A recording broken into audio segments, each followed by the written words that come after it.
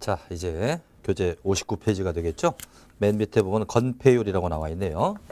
건폐율 용적률을 배웁니다.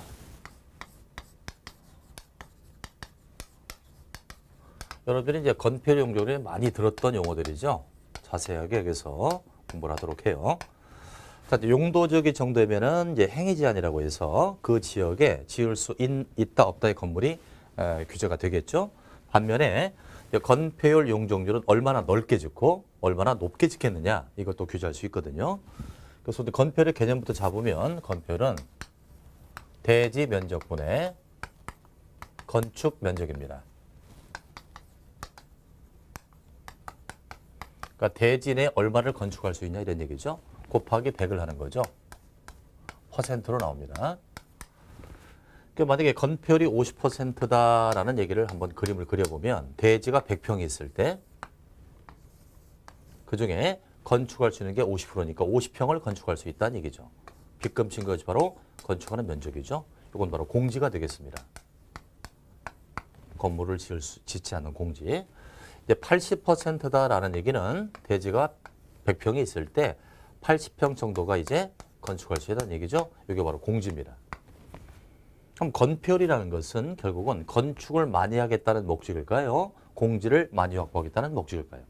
목적은 공지 확보입니다.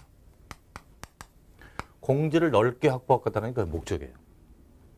공지가 작게 되면은 옆에 건물 화재 났을 때 대피 공간도 없고요. 또 공지가 작으면 1조 채광 통풍에 불리하겠죠. 이걸 확보하기 위해서 공지를 넓게 확보하자. 이게 바로 건폐율입니다. 고로 건폐율은 면적 개념일까요? 높낮이 개념일까요? 대지 내에 건축할 수 있는 건축 면적의 개념이죠. 그래서 그것은 면적 개념이니까 평면 밀도를 규제한다. 면적이니까 평면이죠. 평면 밀도를 규제하는 목적이다. 그래서 일단은 그 용어를 잡으면 대지 면적분의 건축 면적이니까 대지 면적에 대한 건축 면적의 비율 이렇게. 자, 다시 한번 대지 면적에 대한 건축 면적의 비율. 공식을 외울 때는 건대로 해서 건대로 외우자. 화면에 용적률은 이것은 대지 면적분의 연면적이라고 합니다.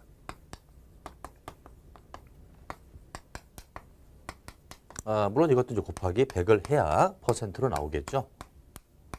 이때 중요한 건 바로 연면적의 개념이에요. 나중에 면적에 대해서는 건축법에 가서 자세히 배웁니다. 연면적은 일단 바닥 면적의 합계입니다. 바닥 면적을 다 더한 걸 연면적이라고 하죠. 만약에 3층짜리 건물이 있다면 바닥이 3개 나오겠죠. 1, 2, 3층 바닥. 이걸 다 더한 걸 연면적이라고 한다. 따라서 용적률이 커진다라는 얘기는 연면적이 많아진다는 얘기죠. 그 얘기는 바닥이 많아진다. 그 얘기는 높이가 높아진다. 그래서 용적률은 높이 관련이죠. 높이에 관련된 개념이다. 그러니까 높이니까 입체겠어요? 평면이겠어요? 입체겠죠? 그래서 입체 밀도를 규제한다 그래요. 입체 밀도를 규제한다. 그래서 이것은 평면 밀도니까 면적 개념이고 이건 입체 밀도니까 높이 개념이다 이렇게 보셔야죠. 그래서 용적률은 대지 면적에 대한 연면적의 비율. 자, 다시 한번 뭐라고요? 대지 면적에 대한 연면적의 비율. 공식이 외울 때는 연대로 알아죠. 연대. 그래서 일단 여러분들은 기본 강의니까요. 건폐율과 용적률의 개념을 잡아야 합니다. 요건 건대, 요것은 연대. 자, 그렇다면 이제 각 지역마다 아까 21개 지역의 용도지역이 있겠죠. 그 지역마다의 건폐율, 용적률의 값이 각기 다를 건데요. 그걸 자세히 좀 알아보자. 자, 59페이지입니다. 건폐율의 개념부터 보자. 건폐율이란 대지 면적에 대한 건축 면적의 비율. 그래서 건대 이렇게 외웠죠. 자, 넘겨보시면 자, 이제 동그라미 2번을 봅니다. 용도지역의 건폐율 제한 그래서 괄호 속에 뭐라고 되어 있냐면 법률, 대통령령, 조례 이렇게 되어 있잖아요. 지금 이제 책을 보시면 도표에 숫자가 잔뜩 나와 있습니다. 이거 개념을 알고 이 도표를 보셔야 되거든요. 그래서 건폐율과 용적률 이런 식으로 되어 있어요. 법, 그리고 시행령. 시행령은 대통령령이죠. 그리고 조례 이렇게.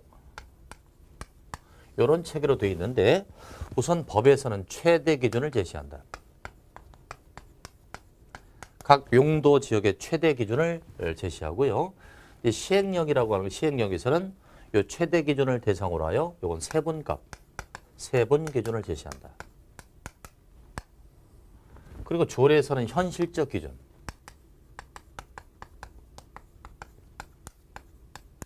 자, 이게 무슨 얘기냐면 우리가 도시지역의 주, 상, 공, 녹 이렇게 나눠줬었죠. 주거, 상업, 공업, 녹지 이렇게 나눠줬다고요.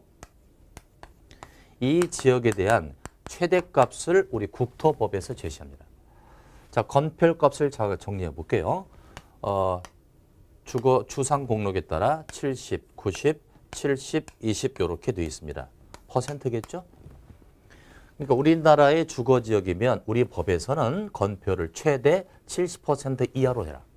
그러니까 커봐야 70% 넘을 수 없다는 얘기죠. 이게 최대 기준이니까 요거 이하로 나와야 되겠죠. 또 상업지역은 최대 90%까지만 건폐율을 지을 수 있다는 얘기죠. 넘을 수 없다는 얘기예요. 그래서 최대 기준을 법에서 제시하고 있다. 그렇다면 시행령에서 제시되는 세분 기준은 뭐냐? 이렇죠? 주거지역이 세분 어떻게 쪼개졌었죠? 아까 주거지역이 요건 뭐 전용주거, 일반주거, 준주거 이렇게 나눠졌었죠? 요게 또 1, 2종 나눠지고 요게 1, 2, 3종 나눠집니다. 이렇게 세분되었었죠? 이 세분된 지역의 값이 또 있을 거예요. 전용 1종 전용주거는 얼마, 뭐 1종 일반주거는 얼마 이렇게 세분된 지역의 값을 우리 시행령에서 제시하고 있다. 그렇다면 전용이 됐건 준주거가 됐건 요 최대 기준 이내에서 정해지니까 70% 이하에서 정해질 겁니다. 뭐 이게 60이면 이게 50이 될 수도 있겠고요. 그러니까 시행령의 세분 기준은 뭐냐면 법에서 정한 최대 기준 이내 범위 내에서 세분된 값을 우리 시행령에서 제시한다. 대통령령에서. 그렇다면 조례에서 정해지는 현실적 기준은 뭐냐? 자, 똑같은 주거지역입니다. 똑같은 주거지역이라도 서울의 주거지역과 제주도의 주거지역은 상황이 다를 거예요. 그래서 아까 주거지역이 아까 최대값 70%죠? 70% 이하인데 서울과 제주도는 그 지역의 특성이 다르기 때문에 우리 조례에서 현실적 기준값을 제시합니다. 예를 들어서 서울이 70%라면 제주도는 50% 정할 수도 있다는 얘기죠. 그 지방의 특성에 맞춰서. 그러니까 조례라는 것은 지자체에서 만들으니까 조례에서 현실적 기준을 정한다. 구성 체계가 이렇게 돼 있어요. 우리 법에서 그 지역의 최대값을 정하면 그 범위 내에서 시행령에서는 쪼개지는 세분 지역의 값을 제시했다. 또 조례에서는 법이나 시행령이 정한 기준 범위 내에서 현실적 기준을 제시하여 그 지역의 특성을 감안하여 값을 정하고 있다는 겁니다. 그럼 시험 문제는 조례는 출제가 안 되거든요. 조례는 출제가 안 되니까 이 두 개를 외워야 되는데 이제 암기를 줄이기 위해서는 사실 그럴 거예요. 이 최대값 숫자하고요. 세분 기준은 이게 훨씬 많을 거예요. 수반하게 나눠졌으니까.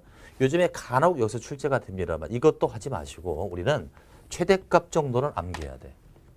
그 지역의 최대값 정도는 암기를 하자. 일단 이렇게 계획을 잡았습니다. 그러니까 만약에 여러분들이 내가 살고 있는 지역에 만약에 A시라고 쳐봐. A시다. A시에 집을 지을 때 건폐율을 얼마로 할 거냐를 알려면 법을 봐도 안 나오고 시행령을 봐도 안 나와요. 다만 우리 시의 조례를 봐야만 그 값이 나올 수 있고 그 값에 따라서 건물을 지을 수 있는 건데 조례에서 정해놓은 값도 다 이 값 이내에서 정해진다. 이렇게 보셔야죠. 자, 그래서 일단 최대 기준만을 외우도록 하는데 그래서 그 괄호 속에 법률, 대통령령, 조례 이렇게 순서로 되어 있는데 법에서 정한 최대값만 보도록 해요. 자, 우선 밑에 도표를 봅니다.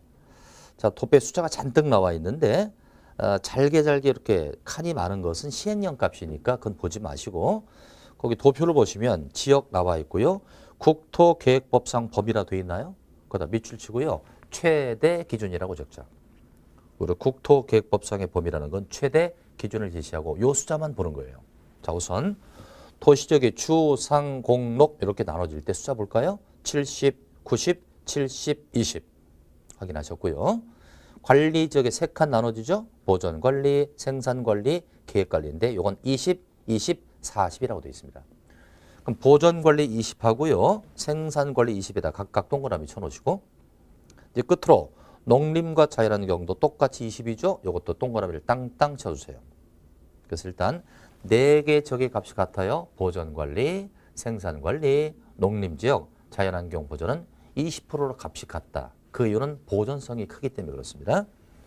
그래서 일단 외울 때는 도관농자로서 도시적은 주, 상, 공, 녹 나눠질 때 값이 어떻게 된다? 70, 90, 70, 20. 관리적 3가지죠. 보전, 생산, 계획관리에 따라 20, 20, 40. 나머지 농림과 자연이 20, 20 이하다. 이것은 기억을 해주시고요. 그 다음 이제 시행영상 기준이 잘게 나와 있지 않습니까? 시행영상. 이것은 다 외우지 말고요. 또 전혀 외우지 않으면 불안하니까 거기 오른쪽 페이지 보면 세분된 지역의 보전 녹지 찾았습니까? 자, 오른쪽 페이지 도표 맨 위에 나와 있죠. 보전 녹지는 보전자가 있죠. 그러니까 20% 이하라고 되어 있고요. 또 관리 지역 중에서도 보전 관리의 시행영상 기준이 20이라고 되어 있죠. 이것도 20이고 또 맨 끝에 자연환경 보전에도 보전자 있죠. 이것도 20 이하입니다. 그러니까 공부할 때는 최대값은 무조건 외우시고요. 시행영상의 세분된 값은 다 외우지 마시고 이름에 보전자가 있는 것만 기억하자. 보전 녹지, 보전 관리, 자연환경 보전. 셋 다 보전자가 있는데 그 값은 얼마라고요? 20 이하다. 보전자가 있으면 20 이하다. 이렇게 기억해 주시기 바랍니다. 자, 이제 한 장 또 넘겨볼까요? 이제 페이지 63페이지로 갑니다. 나머지 자질구레한 것은 심화학습 때 한번 타치해 보도록 하겠습니다. 자, 63페이지 맨 밑에 용적률 제한이 나올 거예요. 의부터 보겠습니다. 용적률이란 대지 면적에 대한 연면적의 비율이라고 되어 있죠. 연대라고 했습니다. 대지 면적에 대한 연면적의 비율. 한 장 넘겨보시면 동그라미 2번 또 나오죠. 페이지 64페이지입니다.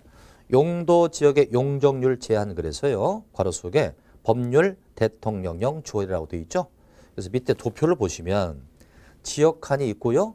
국토계획법상 범위라고 되어 있습니까?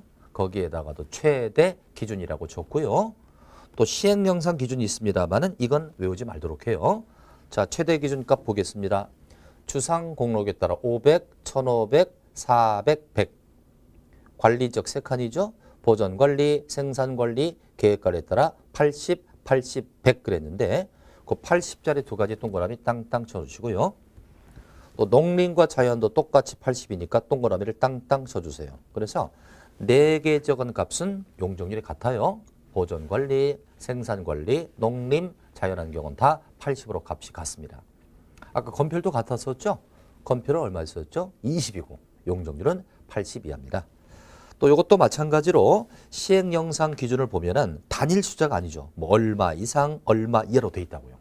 그러니까 이것은 다 외울 수가 없고요. 이것도 이름에 보전자가 있는 칸을 좀 보자. 녹지 지역 중에서 보전 녹지 찾았죠? 보전 녹지는 50에서 80이야. 또 관리 지역에서도 보전 관리가 있네요. 이것도 50에서 80이야. 또 자연환경 보전 지역에도 보전자 있죠? 이것도 50에서 80이야. 그러니까 시행영상 세분된 값은 다 외우지 말고 이름에 보전자가 있는 것은 다 보다 50에서 80이다. 이렇게 기억을 해 주시기 바랍니다. 자, 그래서 우리는 여러분들 이 최대값을 좀 기억을 해야 되는데 자, 지금 도시지역이 어떻게 나눠진다고요? 도시지역이 주, 상, 공록 나눠지죠? 주, 상, 공록 이렇게 나눠지고요. 관리지역입니다. 관리지역이 3칸으로 나눠지죠? 보전관리, 생산관리, 계획관리로 나눠진다. 그 다음에 이제 농림지역하고요. 자연환경 보전지역이 나옵니다. 이 지역에 대한 최대값만 정리하는 거예요. 최대값은 건폐율값이 있을 것이고 용적률 값이 있다. 최대값이니까 퍼센트 이하로 나오겠죠. 여기 제시되는 값이 최대값이니까 이게 가장 큰 값이니까 이하로 나온다. 그래서 건폐율은 주상 공록에 따라 70, 90, 70, 20. 관리지역은 20, 20, 40. 농림과 자연환경이 20으로 똑같습니다. 20, 20. 그래서 70, 90, 70, 20. 20, 20, 40. 20, 20인데 이 중에서 4개 적은 값이 같아요. 보존관리, 생산관리, 농림, 자연환경은 20으로 값이 똑같다. 보존성이 있기 때문에 그렇습니다. 이제 용적률의 최대값이죠. 500, 1500, 400, 100. 500, 1500, 400, 100. 관리적 3칸 80, 80, 100. 나머지 2개도 80으로 똑같다. 80, 80. 그래서 500, 1500, 400, 100. 80, 80, 100. 80, 80인데 이것도 4개 적은 값이 같다는 걸 알 수 있어요. 그죠? 그리고 이제 이름에 보존자가 들어가 있으면 이것은 건표값이 얼마였다? 20. 용적률 값이 50에서 80 이렇게 됐었다. 일단 이렇게만 정리를 먼저 해보도록 합니다. 그래서 최대값 정도는 여러분들이 기억을 해 주셔야 될 거예요. 정리를 해놓고 암기를 해주도록 합니다. 이렇게 해서 건폐율, 용적률의 개념을 잡았고요. 건대, 연대 잡았고요. 최대값까지 정리를 해봤습니다. 자, 이것도 이제 66, 67페이지는 뭐 완화, 강화 이런 내용인데 이것도 심화학습 때 한번 다뤄보도록 하겠고요. 이제 교재 68페이지 보도록 합니다.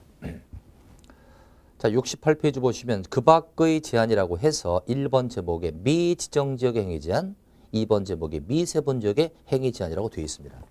자, 우리가 아까 그랬었죠. 용도지역은 필요할 때 지정하고 필요할 때 세분합니다. 그렇기 때문에 아직도 지정되지 아니한 미지정지역이 있을 수 있고요. 아직도 세분되지 아니한 미세분지역이 있을 것이다. 자, 이런 지역에 행위 제한이랄지 건폐율이랄지 용적률의 값은 어떻게 적용하느냐라는 문제가 발생하죠. 자, 분명히 건폐율, 용적률 값을 알으려면 그 지역이 무슨 지역인지를 알아야 되죠. 여기 잠깐 보면 녹지지역인지 상업지역인지 계획관리인지 농림지를 알아야만 그 값을 잡을 수가 있어요. 근데 미지정과 미세분이라면 이 칸에 볼 지역이 없지 않습니까? 그럼 어디를 따라가냐는 문제가 발생하죠. 또 행위 제한도 마찬가지. 아까 이제 깨밭이라고 불렀던 거 있죠? 용도 지역이 토탈 21개 지역으로 나눠지면 그 지역이 무슨 지역인지를 알아야만 이 지역에 건물을 지을 수 없다를 판단합니다. 근데 미지정, 미세분은 이름이 없지 않습니까? 그러면 규제를 어디를 따라가느냐 이런 문제가 발생할 수 있죠. 이렇게 보시면 돼요. 자, 미지정과 미세분은 갈 곳이 없는 고아 상태. 집이 없어요. 고아 상태. 고아를 데려다가 널널히 키우면 다 범죄자로 바뀌어버립니다. 고아는 아주 강력하게, 강하게 키워야 돼요. 고아는 강하게 키운다. 그럼 역추적을 해보자고요. 미지정, 미세분은 고아 상태의 지역이니 강한 규정을 적용해야 합니다. 그럼 규제가 강한 지역이면 개발지역이겠어요? 보전지역이겠어요? 규제가 강한 거. 당연 보전이죠. 따라서 보전성이 제일 큰 보전지역을 적용한다라고 보시면 돼요. 미지정과 미세분은 갈 곳이 없네. 보전지역을 따라서 강하게 적용을 하게 되는 겁니다. 자, 그래서 교재를 봐주시면 미지정지역이 나오죠. 그래서 도시, 관리, 농림, 자연환경 보전지역 중 어느 용도지로 아직 지정되지 않은 것을 미지정지역이라고 한다. 이때 니은번. 미지정지역의 행위 제한 볼까요? 용도지역, 용도지구의 건축물의 건축 제한이나 용도지역의 건폐율, 용적률을 적용할 때 무슨 지역을 따라가나? 자연환경, 보전지역을 따라간다. 보전자 동그라미 딱 쳐놓으세요. 지역의 지정이 없는 미지정이라면 도관 농자 중에 가장 규제가 센 자연환경, 보전지역의 값을 따라간다. 두 번째입니다. 미세분이죠. 자, 도시지역은 총 16개로 세분되고 관리지역은 총 3개 지역으로 세분된다. 이렇게 도시와 관리지역이 세분되지 않은 지역을 미세분이라고 하는데 미세분 지역에서 규제는 어떻게 할까? 니은으로 갑니다. 용도지역, 용도지구에서의 건축물의 건축 제한이랄지 용도지역에서의 건폐율, 용적률을 적용할 때 해당 용도지역이 도시적이에요. 도시적인데 아직 세분되지 않았다고 합니다. 그럼 도시적 중에서 가장 보존도가 센 건 녹지일 겁니다. 그럼 녹지 중에서도 보존도가 제일 센 건 보전, 녹지일 거예요. 그리고 보존 녹지를 따라가고 또 관리지역에 만약에 세분되지 않았다? 그럼 관리지역 중에서 보존자가 제일 센 건 보존관리를 따라갑니다. 그죠? 그래서 그것도 각각 보존자가 있는 거예요.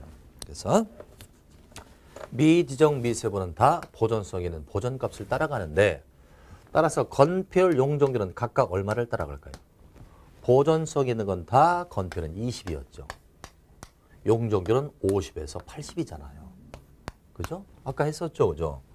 보존성이 큰 지역은 건폐율은 20이고 용적률은 50에서 80 이걸 따라간다. 이렇게 이해하시면 되는 겁니다. 이것도 출제가 빈번히 되고 있는 파트죠. 자, 그 정도 해서 우리가 용도 지역적을 가볍게 정리해 봤습니다. 교재를 70페이지 잠깐 펴볼까요?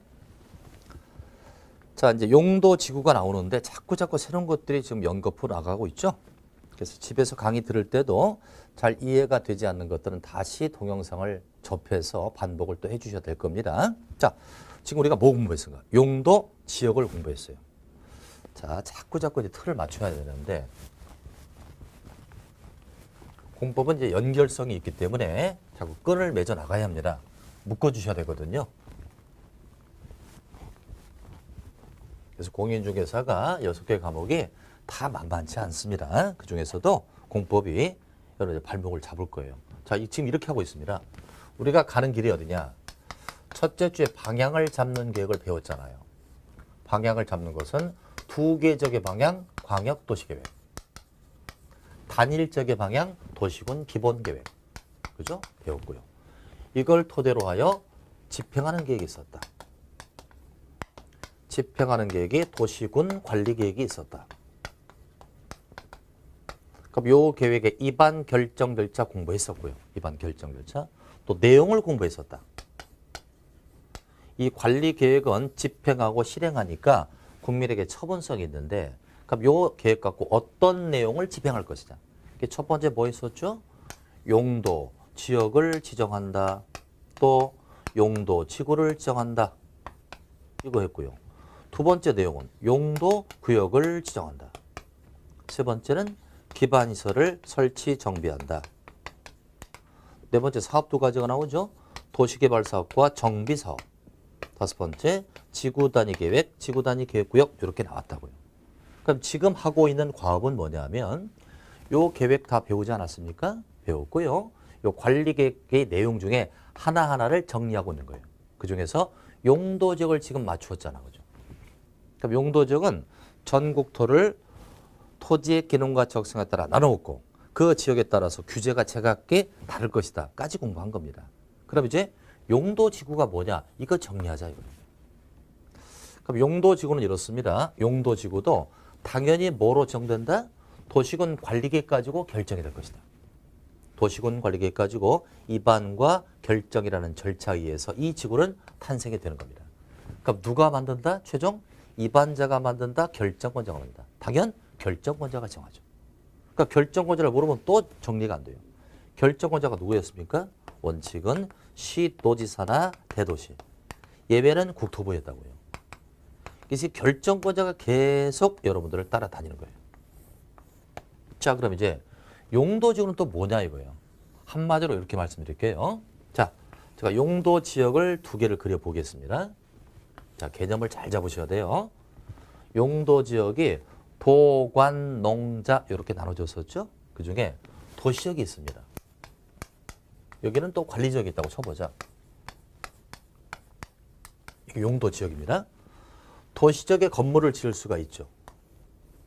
이렇게 건물을 따닥따닥 붙일 수가 있습니다.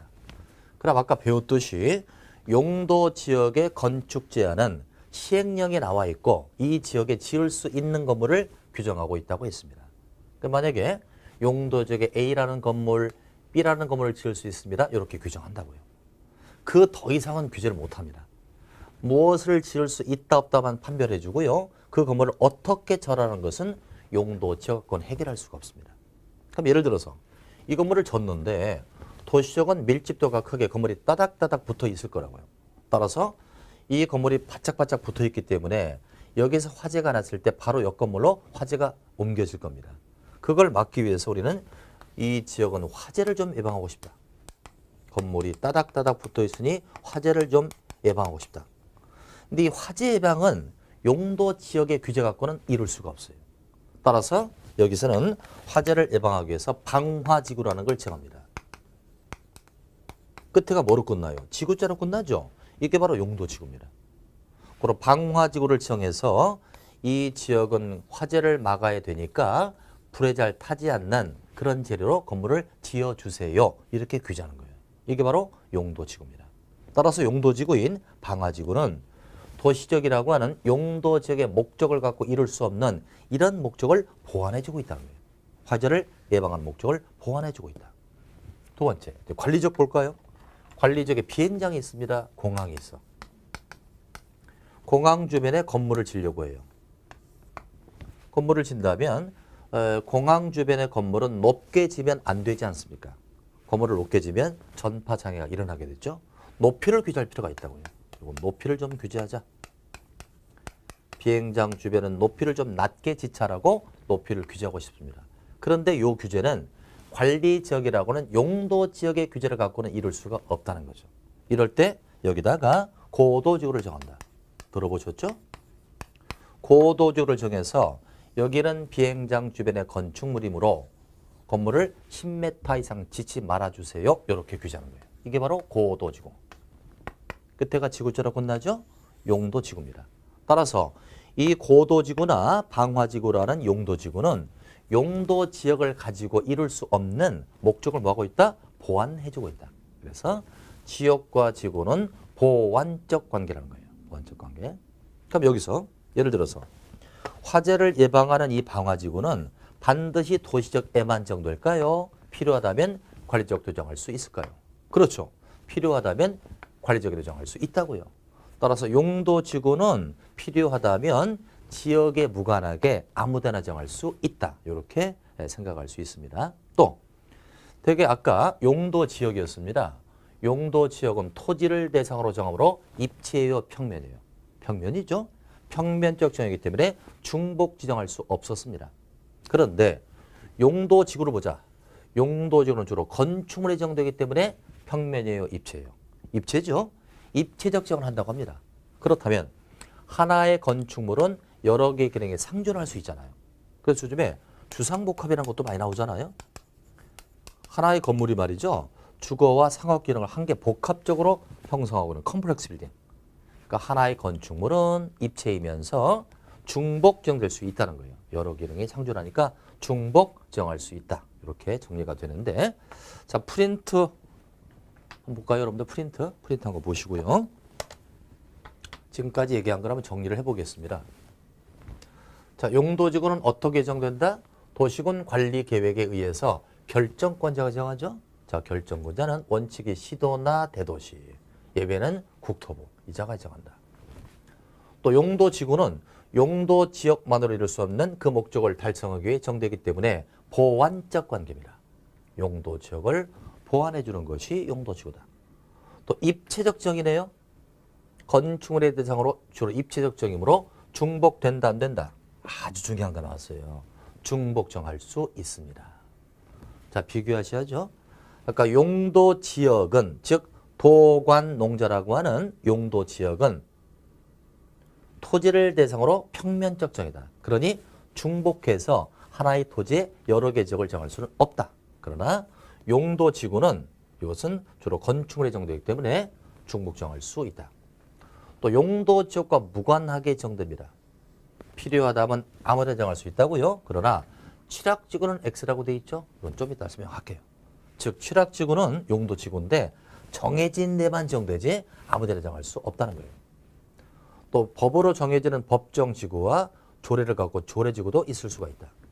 법정지구 10개가 있습니다. 이건 좀 이따 교재로 자세히 살필 겁니다. 세분인데 이 10개 지구 중에서 일부가 세분되고 필요할 때 세분합니다. 10개 용도지구가 다 쪼개지는 게 아니고요. 그중에 딱 8개가 세분되니까 일부가 세분되고 세분은 반드시 하는 게 아니라 필요할 때 세분한다. 그래서 이 세분의 방법이 두 가지가 되는 거죠. 하나는 도시군 관리계획 가지고 세분할 수도 있고요. 또는 시도나 대도시 조례를 갖고 쪼갤 수가 있는데 이제 도시군 관리계획하고 세부라는 게 8개. 취락지구, 미관지구, 방제지구, 보존지구, 시설보호지구, 고도지구, 경관지구, 개발진흥지구 이렇게 8개가 세분돼요. 용도지구는 세분 때 내용이 자꾸 거론이 되거든요. 자, 앞자 따보자. 취, 미, 방, 보, 시, 고, 경계 이렇게. 취미방, 보시고, 경계 이렇게 외우면 돼요. 이렇게 8개는 여러 개로 쪼개질 수 있는데 이것도 자세히 좀 이따 보겠습니다.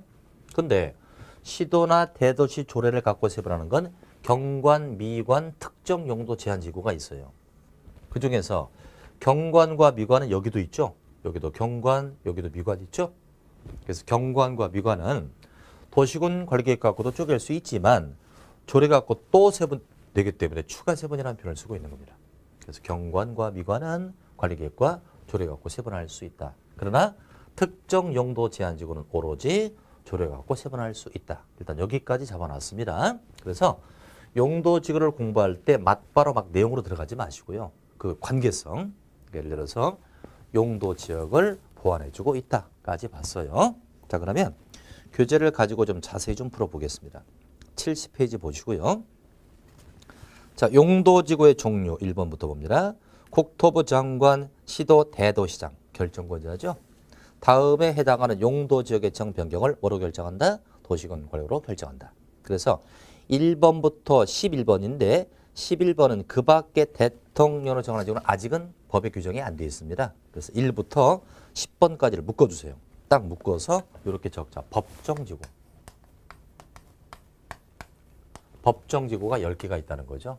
그러니까 용도지구는 법으로 정해지는 지구가 딱 10가지가 있습니다. 이건 좀 이따 보도록 하고요. 2번으로 쭉 내려오세요. 시행령상 용도지구를 세분하고 있다고 그랬죠. 쪼개는 거예요.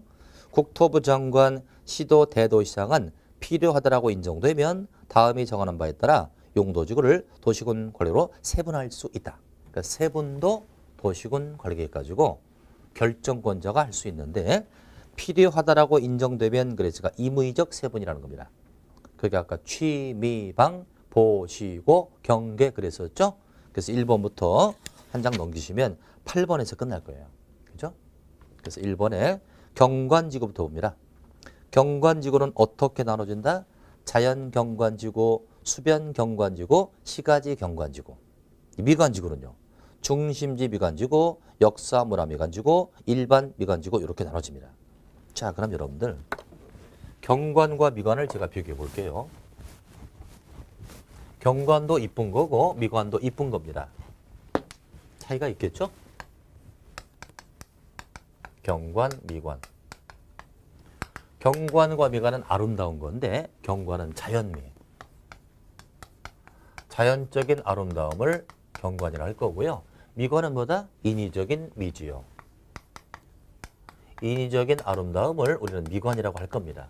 따라서 경관지구는 자연적인 아름다움이니까 자연적 지형지물에 주로 이용된다. 이것은 주로 자연적 지형지물. 여기에 지형이 될 것이고요. 자연적 지형지물. 미관지구는 인위적인 아름다움이니까 사람이 만드는 건축물이나 또는 시설물 쪽에 지형이 될 것이다. 건축물이나 시설물. 이 차이가 있어요. 그래서 일단 경관지구부터 보겠습니다. 자, 경관지구는 세 가지로 나눠지죠. 자연경관지구는 산지, 구릉지 등 자연경관의 보호 이렇게 되어 있죠. 자연경관 밑줄 딱 쳐놓고 니은번 수변경관지구, 수변가란 물가란 얘기죠. 지역 내 주요 수계의 수변 자연경관을 보유자한다. 수변 자연경관 밑줄 딱 치고 양재천 주변이나 큰 냇가 주변의 경관을 보호한다는 뜻이고요. 시가지 경관지구 하면 주거지역의 양호한 환경 조성과 시가지 도경화를 보호한다. 시가지 도경화도 나오죠. 그래서 경관지구는 자연, 수변, 시가지로 나눠지는데 내용을 보니까 다 그 글자가 들어가죠. 자연은 자연자 들어가 있고 수변은 수변자 있고요. 내용 중에 시가지 경관은 시가지가 그대로 들어갑니다. 그래서 경관지구는 내용을 볼 필요는 없어요. 세분된 이름만 기억하자. 세 가지 자연, 수변, 시가지 이렇게 알아두시고 두 번째 미관지구 나오죠. 자, 미관지구에다 땡땡 하시고요. 미관지구는 미관을 유지하는 겁니다. 미관을 예를 들어서 미관을 증진한다. 미관을 개선한다. 그게 아니라는 걸 조심하셔야 돼요. 유지하는 겁니다. 미관을 유지하니까 현 상태로 그대로 끌고 가자는 거예요. 어떤 개발적 소지가 없다는 거죠. 그래서 미관지구는 크게 세 가지로 나눠지죠. 중심지 미관지구, 역사 문화 미관지구, 일반 미관지구 세 가지. 중심지 미관지구는 시내 한복판이라고 보시면 돼요. 그래서 토지 이용도가 높은 지역의 미관을 유지 관리한다. 미관 유지 그대로 나와 있죠. 이것은 시내 중심부에 가면 신식 건물이 서 있습니다. 그 신식 건물이 있는 곳에다가 빨간 벽돌집이나 기와집을 지면 그 미관이 흐트러지겠죠. 그럼 그 미관을 그대로 유지하기 위해서 이 중심지 미관지를 딱 정해놓고 이 지역은 시내 한복판이니까 빨간 벽돌집, 기와집 지을 수 없습니다. 이렇게 규제하는 겁니다. 목적은 왜요? 미관을 유지하기 위해서. 니은번 역사 문화 미관지고 문화재와 문화적으로 보존 가치가 큰 건축물의 미관을 유지한다. 건축물 밑줄 딱 세요. 이 주로 역사 문화 미관지구는 주로 경주나 부여에 정의되어 있습니다. 경주나 부여는 역사적인 고도의 도시죠. 이곳에 가면 숙박업소나 음식점이 신식 건물이 아니죠. 전통 한옥집으로 되어 있습니다. 그것은 이 지역의 미관을 깨지 않겠다는 거죠. 그래서 역사 문화 미관지구는 문화재와 문화적으로 보존가치가 큰 건축물의 미관을 유지한다. 디귿번에 보면 일반 미관지구는 별 특징이 없습니다. 중심지 미관이나 역사 문화 미관지구 이외 지역의 미관을 유지 관리한다. 자, 그래서 미관지구를 공부하는 요령은 딱 세 가지. 첫 번째, 미관을 뭐 한다고요? 유지한다. 두 번째, 종류가 세 가지. 중심지, 역사, 문화, 일반 이렇게 셀로 나눠주고, 세 번째, 역사, 문화 미관지구는 건축물에 정된다. 이렇게. 자, 이제 보존지구 보겠습니다. 보존지구는 세 가지로 나눠지죠. 역사, 문화, 환경 보존지구, 중요시설물 보존지구, 생태계 보존지구인데, 자, 역사, 문화, 환경 보존지구 밑줄 한번 쳐보세요. 이건 문화재, 전통, 사찰 등 역사, 문화적으로 보존 가치가 큰 시설 및 지역의 보호 보존, 시설 및 지역이라 밑줄. 자, 이 지구를 읽어보니까 문화재, 전통, 사찰에서 아까 역사, 문화, 미관 지구는 앞에가 비슷하게 가지 않아요? 보세요 한번. 역사, 문화, 미관 지구도 문화재로 시작되고요. 또 지금 나와 있는 역사, 문화, 환경 보존지구 문화재로 시작되죠. 근데 어디서 차이 난다? 위에 건 건축물, 아래 건 시설 및 지역이란 말이에요. 범위가 더 넓은 겁니다. 그래서 역사, 문화, 환경 보존지구에다가 풍납토성 주변. 서울 송파구에 가면 풍납동이 있습니다. 예전에 풍납토성 주변에 이제 아파트라고 땅을 판 거예요. 땅을 팠더니 고구려 문화재가 잔뜩 나옵니다. 아파트 단지를 조성하다 보니까 고구려 문화재가 잔뜩 나온다. 그때는 그 일대적을 싸잡아서 보호 보존해 주는 거죠. 이럴 때 바로 역사 문화 환경 보존지구가 정될 수 있다. 이제 중요시설물 보존지구 하면 국방상 안보상 중요한 시설물의 보호 보존이니까 뭐 군부대가 있다든지 이럴 때 그 시설을 보호 보존기 위해 중요시설물 보존지구를 정한다. 이제 디귿번 생태계 보존지구 하면 야생 동식물 서식지 등 생태적 보존이 가지고 큰 지역의 보호 보존이라고 돼 있죠. 예를 들어서 반달곰이 나타났다면 그 지역을 싸잡아서 보호해야 되겠죠. 이게 바로 생태계 보존지구가 되겠습니다. 그래서 보존지구는 크게 세 수로 나눠지는데 특히 역사, 문화, 환경 보존지구는 시설 및 지역이다. 아까 거랑 비교 좀 해주시고. 이 네 번째, 시설 보호지구가 나오죠. 시설 보호지구는 땡땡하고요. 업무 기능 효율화. 업무 기능 효율화. 이걸 위해서 정되는 겁니다. 업무의 기능을 효율하자. 우리가 이렇잖아요. 기능이 비슷한 걸 한 군데 모아서 무슨 촌 그러지 않아요? 뭐 카페촌, 대학촌, 고시촌 그러지 않습니까? 그래서 기능이 비슷한 걸 한 군데 묶어서 이 업무의 기능을 효율화시켜 주겠다. 이게 바로 시설 보호지구입니다. 시설 보호지구는 네 가지로 나눠지죠. 학교, 공용, 항만, 공학 나눠지는데 내용 중에 그 글자가 다 들어갑니다. 학교 시설 보호지구 하니 학교의 교육 환경을 보호 유지한다. 학교자 그대로 가죠. 이건 대학촌이라고 적으세요. 대학촌. 대학가 주변에 대학촌이 형성되면 거기 이제 숙박업소나 아이들 공부하는 걸 다 모아서 업무 기능을 효율화시켜주고 있다. 이제 공용시설 보호지구 하면 공용시설을 보호하고 업무 기능을 효율한다. 거기다가 공용시설이니까 법원, 검찰청이라고 적으세요. 법원, 검찰청쯤에 이게 정되는데 되게 이제 법원이 있으면 검찰청이 있고요. 그 주변에 변호사 사무실이 잔뜩 포진되어 있죠. 그래서 법조타운을 형성하여 업무 기능을 효율화시킵니다. 이것이 바로 공용시설 보호지구.